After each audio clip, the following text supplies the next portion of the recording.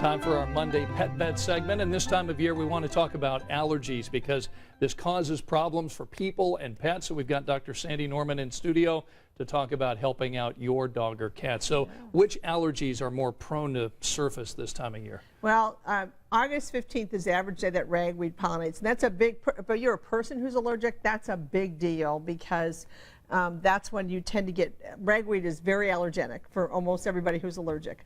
And so that's true in pets too, and remember that pets don't get respiratory allergies. They don't sneeze and cough as much as they chew on their skin, lick their feet, scratch, lose hair, scratch at their back end. Those are the allergic symptoms in a dog or cat. Okay, so how do we go ahead and treat allergies here? Okay, the one thing you have to remember is that we end up treating the symptoms because we can't get rid of the allergy reaction takes place inside the body, so we can't get rid of it. So we treat the symptoms.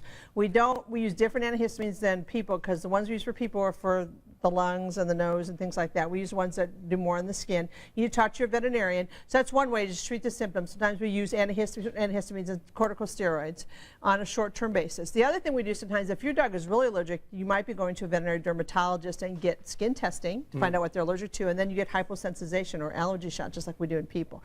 It just depends, but that can provide a lot of relief for animals during the season. You know, leaves fall in the fall, ragweed, all those things, those fall. And there's people who are not allergic in the spring, or dogs not allergic in the spring, and they're allergic in the fall. The other problem is fleas. Yeah, I was just going to say, how do you know whether it's an allergy or fleas? Well, it's hard to say.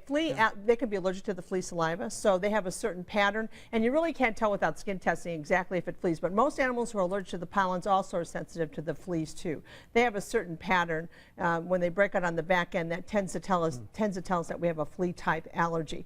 The best thing to do is go to your veterinarian, maybe go to a dermatologist, find out what works for your pet, and remember that this doesn't go away until it gets really cold. So it's going to be with us for a while. Tell us about the little friend you brought in today. This is Roundabout. Roundabout, and that's a cool name. Roundabout is a one-year-old male neuter dog, loves kids, was just playing with my grandson here, so I know it loves kids because it didn't have any trouble.